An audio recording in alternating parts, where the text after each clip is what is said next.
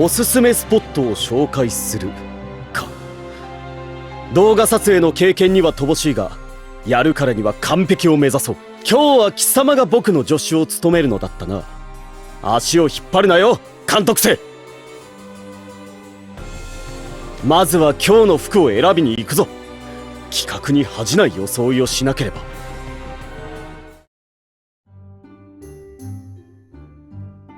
おお、これだけの服が並んでいると壮観だな。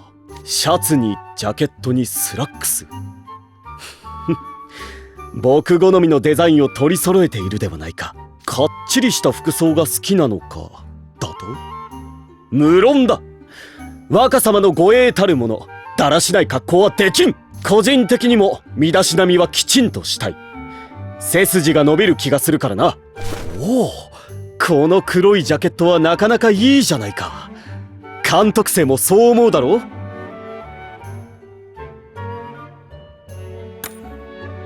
シンクだと？さすがにカビすぎではないか。店の紹介をするのに僕が目立っては本末転倒だろう。分かった、袖を通すだけはしてやろう。なんだ、意外と悪くないじゃないか。ジャケットに合わせてインナーとボトム、それに小物も決める必要がある。のんびりしている時間はないぞ。いいものがあればすぐに提案しろ。分かったな、人間。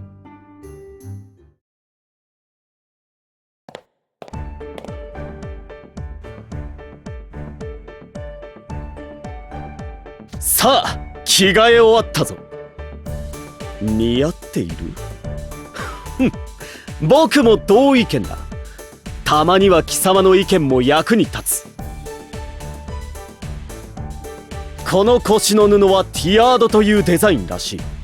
初めて身につけたが、いいアクセントになっている。髪も普段とは異なるセットにしてみた。あまり前髪を下ろすことはないから新鮮だな。映像に残すにふさわしい仕上がりになったと思う。よし、早速街に向かうぞ。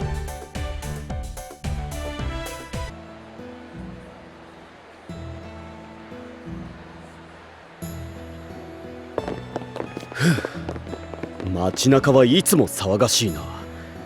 日中に活気づいているのはなんだか変な感じだ。僕が生まれ育った茨の谷は主に妖精族たちが暮らしている。彼らの多くは日が暮れてから起き出す。だから日中は静かなものだ。昼間から店が開いているのは人間が集まる地域ぐらいだろう。僕の父もそこで歯科医として働いている。魔法が使えない者もいるから生活を便利にするため、水や電気などの最低限のインフラはある。だが麓の町に比べると人も店も少ない。食料品や日用品を買うのに困ったことはないが、欲しい本を手に入れるにはしばらく時間を要した。今は学園の図書館も町の本屋も利用できる。趣味を満喫する上では悪くない環境だ。あれ？ワニちゃん、その赤いジャケット洒落てんね。おお、急に声をかけてくるな、フロイド先輩。リアクションでけえ。小エビちゃんもビビってんのウケる。その格好、もしかして例の撮影？貴様に教える義理はない。行くぞ、監督生。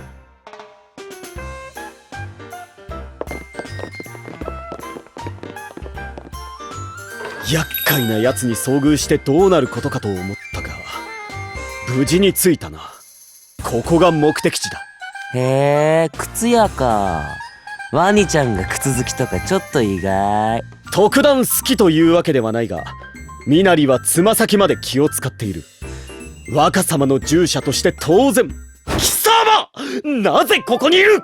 なぜも何も、普通についてきただけ。どこに行くのか興味あったし。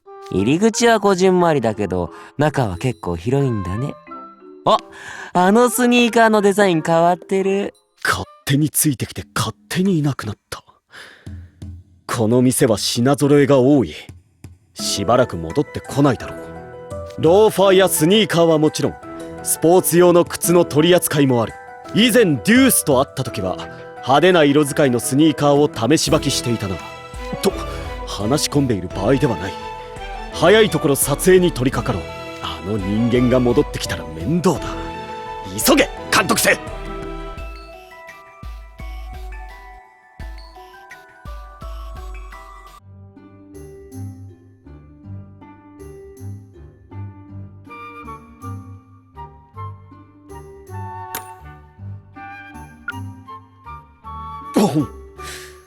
今日は麓の町の靴屋を紹介する。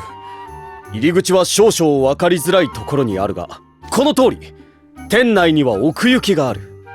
様々な種類の靴を取り揃えているぞ。例えばスニーカーだと、このスニーカーソールがクリアになってる。深海にいるナマコに超似てんだけど。おい貴様、撮影中だぞ。カメラと僕の間に入ってくるな。だからスニーカーの紹介してやってんじゃん。このデザインすっげえ面白くね？お、こっちはサンダルっぽい形。今の時期ならこっちが買いだと思うんだけど、ワニちゃんどう思う？無視だ。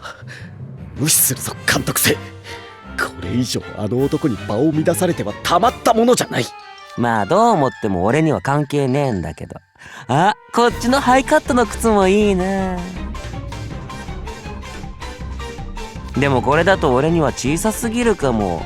バックヤードに別のサイズあるかな。おい、勝手に店の裏側に入るな。はっ、あまりにも信じがたい蛮行を目の当たりにしてつい声をかけてしまった。仕方ない。店員に声をかければいいだろう。サイズはもちろん足の形に合っているかどうかも細かく見てもらえる。この店の魅力は品揃えがいいことだけではない。優秀な店員が揃っているのだ。客の要望や歩き方の癖などを見定めて最も合う靴を提案してくれるサービスもあるぞ。へえ、詳しいじゃん。当然だろう。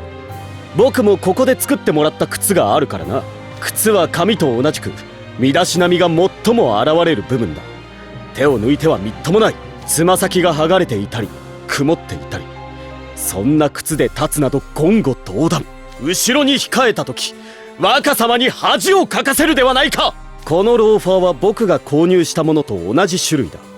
カビではないが洗練された形だろう。手入れにはこちらのクリームを使うといい。靴と一緒に購入することをお勧めする。他にも邪魔をされ続けて全くうまく撮れなかったではないか。もう一度撮り直しを。いい映像になっているだと？確かに結果的に説明がスムーズになっている。フロイド先輩が割り込んできた時にはどうなることかと思ったが、怪我の巧妙というやつだな。よかったねワニちゃん。先輩にしっかり感謝しなよ。誰がするか。まったく旗迷惑なことこの上ない。はいはい。っていうか見てこのサンダル、すっげえかっこいいっしょ。知るか。まあ悪くないとは思うが。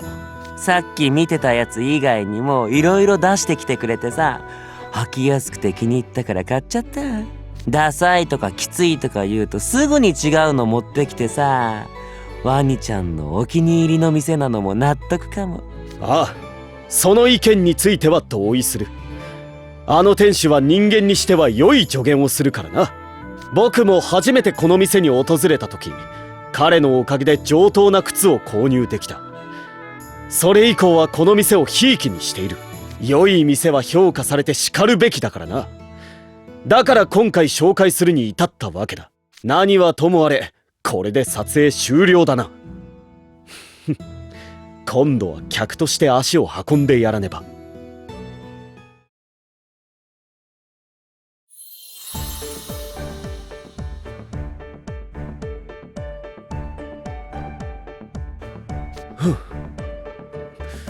疲れたのかだと？わざわざ僕に聞くまでもないだろう。何せワニちゃんについてったおかげでいい買い物できたし、ケーキまで食えるとかラッキー。まさかフロイド先輩がここまでついてくるとは。まあいい、特製ケーキをもらうぞ。これはいちごタルトか。果肉がみずみずしくて目にも鮮やかだ。早速いただくとしよう。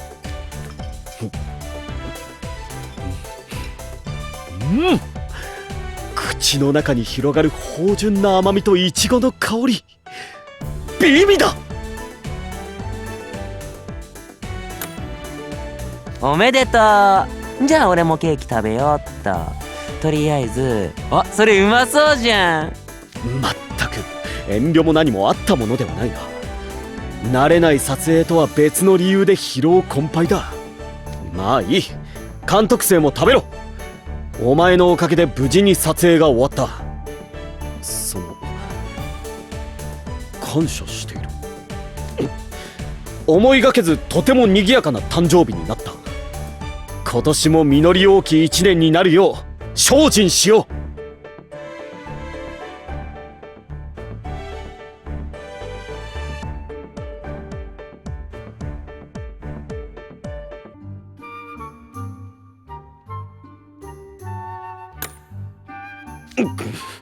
確かに場面に応じた服を選べるか否かも人柄を推し量る要素の一つだからな。では選び直すか。季節感、春らしさを出すにはもっと花のある色が良さそうだな。ジャケットに合わせてインナーとボトム、それに小物も決める必要がある。のんびりしている時間はないぞ。いいものがあればすぐに提案しろ。分かったな人間。